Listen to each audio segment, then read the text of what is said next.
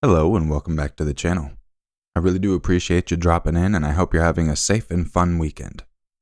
Make sure to not drink and drive, and be careful of the crazies that are out there. I've already seen 2 accidents recently. One was a semi running over a do not enter sign because it decided to enter, and another was people getting rear-ended right in front of the car in front of me. And that was just when the weekend started. Regardless, if you're participating in the holiday, remember what we're remembering: the people we lost giving their lives for our freedoms. Really quick before we get into this video, since a lot of my videos are getting demonetized, I do have a sponsor for this video. So let's show a little love. Today's video is sponsored by Teixeira. If you want to help yourself out and the channel, make sure to click the link in the description or the pinned comment to download Teixeira today and start testing out games. Teixeira is an app you can find in the iOS store and the Android store. Once you register, you have options to choose from different games to test out, and along the way you gain money. There's also surveys and other stuff to do, but the games seem to be the best part to make money for me. What you do is you click on a game that you're interested in playing, scroll through and read the requirements, and it'll show you exactly what you need to do and how to gain money. From there, you go through and try to complete everything within the allotted time. Once you do that, you earn money, and once you reach the $70 threshold, you can have it sent straight to your PayPal account. That's right, you can make cash just by playing and testing out games. Here's an example of the game I've been playing. As you can see, it shows what rewards I've completed and which ones I still need to do. And it's really as easy as that. You play games, answer surveys, and you gain money along the way, and you can send it straight to your PayPal account. And you can receive your funds in as little as 24 hours. Once again, make sure to click the link in the description or the pinned comment to start earning money today. So yeah, download the app today and get started on making some cash. I want to give a huge shout out to Teixeira for sponsoring this video. Much love. July 10th, 2014. 19-year-old Kaylee Budd was driving west on I-80 in Pennsylvania with her mother Sharon Budd, aged 53, a school teacher from Uniontown, Ohio, in the passenger seat, and her father Randy Budd in the back seat. Randy Budd, a principal vice president of Radius Hospitality in Canton, Ohio, and his family were traveling from their home in Uniontown, Ohio to Somerset, New Jersey. "We were working on a really nice trip," Randy said. They were going to Somerset in regards to his hotel business, but also had tickets to see a performance of Mamma Mia in New York. Kaylee was driving to give her father a rest while her mother was on the phone with their son Luke, who was preparing to deploy to Afghanistan with the Ohio National Guard. Meanwhile, 4 teenage boys decided to have a night of troublemaking. They started their night with the plans of smashing mailboxes with baseball bats and throwing rocks at parked cars. They kicked off the night stealing steaks from a grocery store, then drove through a field of corn damaging the crop, broke the windows of a house with a baseball bat, and stopped at a pig farm to pick up rocks to throw, before proceeding to the I-80 overpass where they stopped the car. The boys exited the vehicle and 2 of them started throwing rocks off the overpass at vehicles traveling on the highway. One rock struck Matthew Baker's tractor-trailer truck. As the boys were throwing rocks onto traveling vehicles, Sharon received a selfie from her son Luke, at which time she began to cry. It was the last thing Sharon saw before the rock came through the windshield. Randy said he heard a grenade-like explosion. That is when Randy saw the hole the rock left in the windshield and told his daughter to pull over. Oh my God, something came right through the windshield. Hi, I'm on the highway, Route 80. Something just came through my windshield and it hit my wife, and I think it went right through her head. Oh my God. Can you please can you get an ambulance somewhere? Can you track this phone? Where on Interstate 80 are you? Oh my God. What? Are you going east or westbound? We're going west. You're going westbound? I'm sorry, what are you driving, sir? Pardon? What are you driving? What'd you say, sir? What kind of vehicle are you driving? Oh, we are in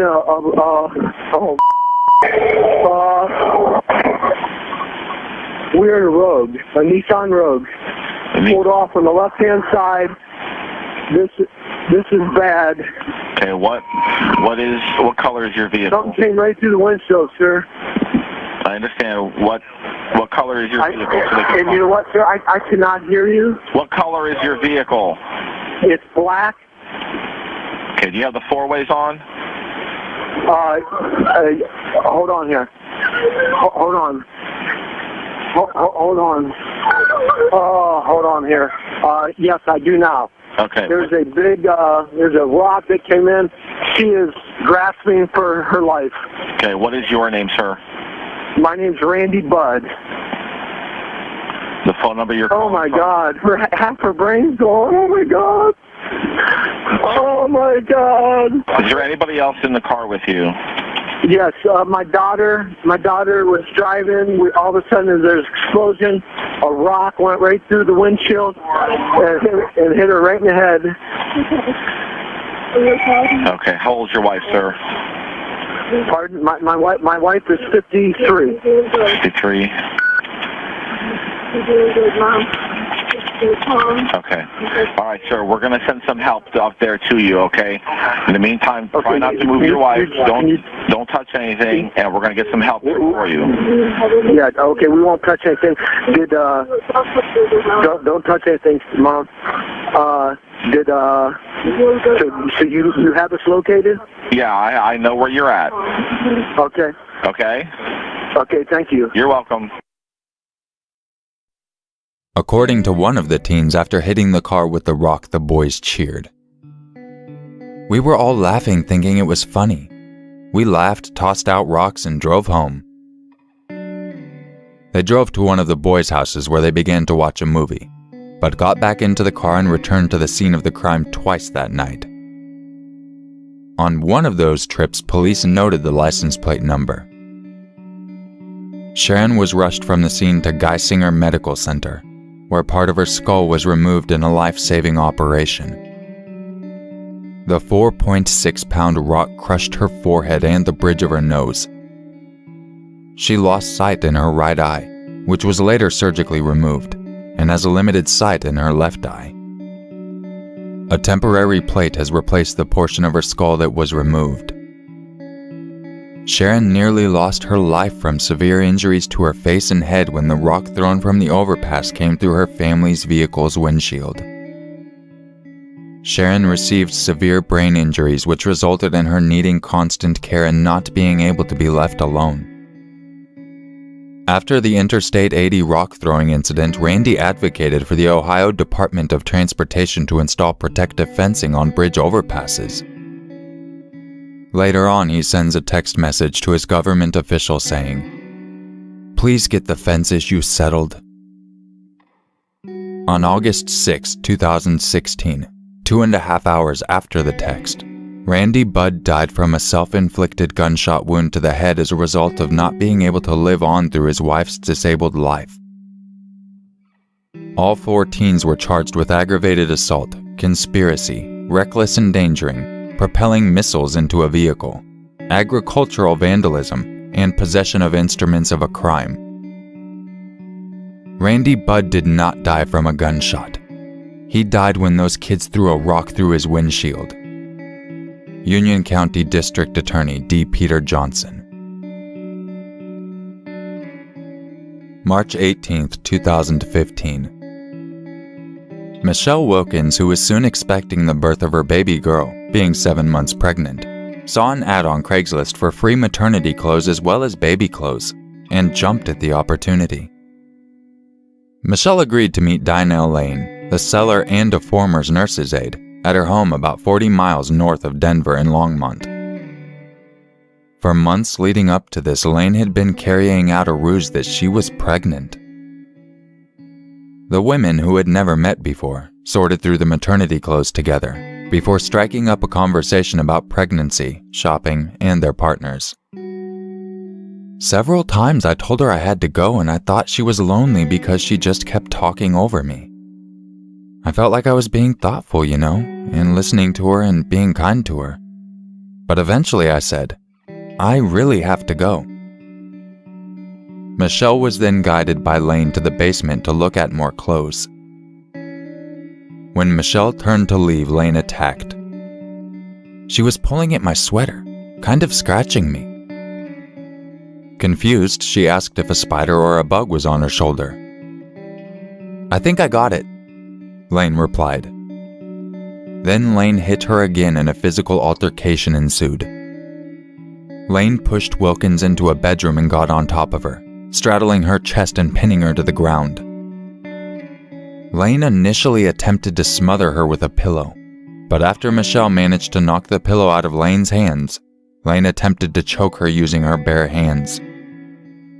Lane then smashed a glass bottle over Michelle's head, covering her face and chest in a wet substance that mixed with her own blood. "Why? Why are you doing this?" Michelle asked Lane during the violent assault. "I just remember this one point where I was holding my hand over my head, and I said, 'I don't know why you're doing this. I love you.'" Lane replied, "If you love me, then you'll let me do this," before using a broken bottle to stab Michelle in the neck. When Michelle eventually lost consciousness, Lane's hands were wrapped around her throat. Regaining consciousness, Michelle realized that she had a really big cut across her stomach. She attempted to stand and lock the door to the room, but her legs were weak and she fell forward, landing on top of her hand. "I just felt the blood seeping through my pants and I could feel my intestines out of my body," she told the silent courtroom. Lane's partner testified he came early that day to take Lane to a doctor appointment and found her covered in blood, saying she'd had a miscarriage. Having no idea Michelle was bleeding in the house, he took Lane and the baby to the hospital. When Michelle realized she was too weak to escape the home or to outrun her attacker, she locked the door. Then happened to spot her cell phone, allowing her to make an emergency call. Longmont 911, address of your emergency. 1620 Green Place. 1620 what? Green Place. I can't understand the street. Green Place. Green Place. Green like the color? Yeah. What's the phone number you're calling me from? Okay, tell me what happened. She cut me. Who cut you? Downstairs. I don't know. Okay, hold on. I responded to. Hang on. Craigslist. Hold on. Please. I'm downstairs. Okay, who cut you? This girl I responded to was ready for that. What did she cut you with? A knife. I'm pregnant. She got me in my stomach. Okay. I'm afraid. She cut you in your stomach? I'm pregnant. Okay. What is the suspect's name? I don't remember. What's your name? Hang on, okay? I'm gonna just. She is. I'm bleeding out. I know you need to stay on the phone with me, okay? I'm getting everybody to you, okay? And then my sister, I'm bleeding out. I know, you stay with me, okay? I got everybody coming to help you. You stay on the phone. Don't hang up. 2102, 2121 to 1620 Green Place, 1620 Green Place for a stabbing. That page, Lincoln 13, 1443. I can't understand. What is your name, okay? You're going to stay on the phone. I need you to can you grab a towel or anything you can get in your hands and put it on your wound and press? How far along are you? 7 months. 7 months? Okay. Are you alone in the house? I don't know. You stay with me. Don't go to sleep. You stay with me. You're downstairs in the basement? And are you alone? Yeah. Okay. I locked the door. Thank you. Michelle, don't you go to sleep, okay? You stay on the phone with me. Can you tell me, did she have any other weapons besides a knife? She broke a glass. She broke a glass? Did she stab you with the broken glass also? Yeah. Okay. Hurt her. Michelle, you need to think real hard and tell me who it is that did this. Tell me the person's name. Think real hard, okay? Don't go to sleep. Stay with me. Tell me who it is.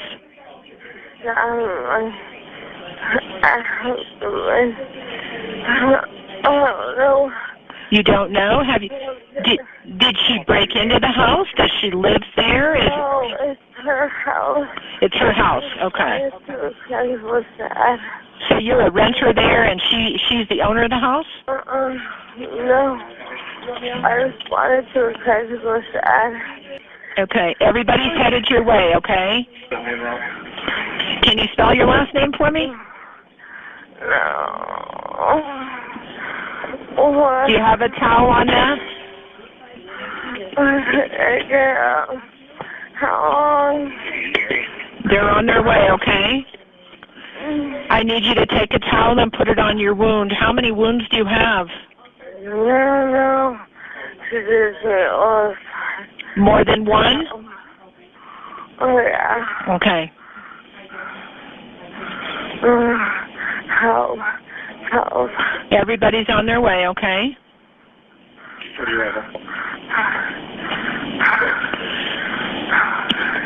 Was anyone else in the house when this happened? No? Just you and her? Were you having a fight?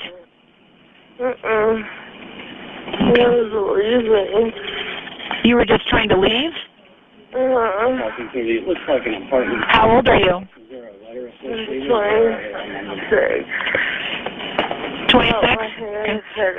Can you tell me what apartment number are you in, Michelle? 1620. 1620? Is it A, B, C, or D? It's like the first one on the row. Please help me. They're on their way. They're in 20 Green Place, like the color. Okay. You stay on the phone with me, okay? Don't go to sleep. We got everybody in the way. They're trying to find you now. I heard the doorbell ring. Is that them? Okay. Are they ringing the doorbell? She cannot get to it.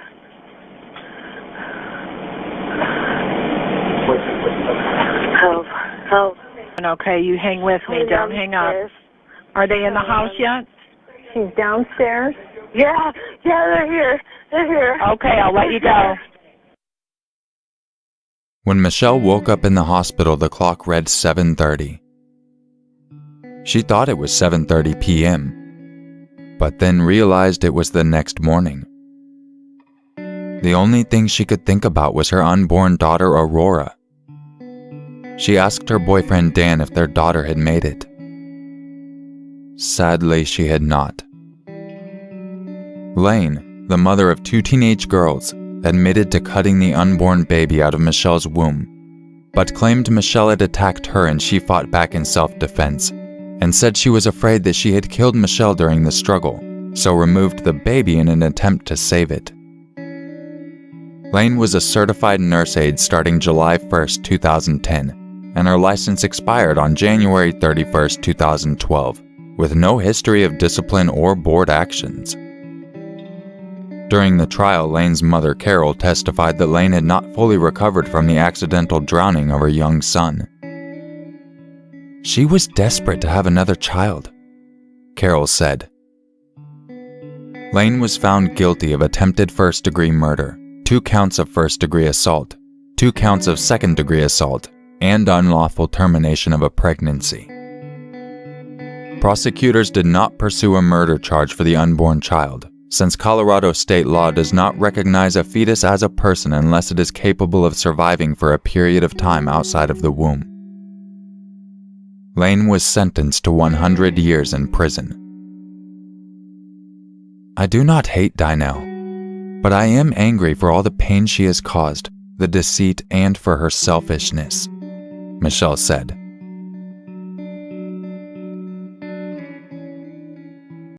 If you made it to the end of the video, I really do appreciate you.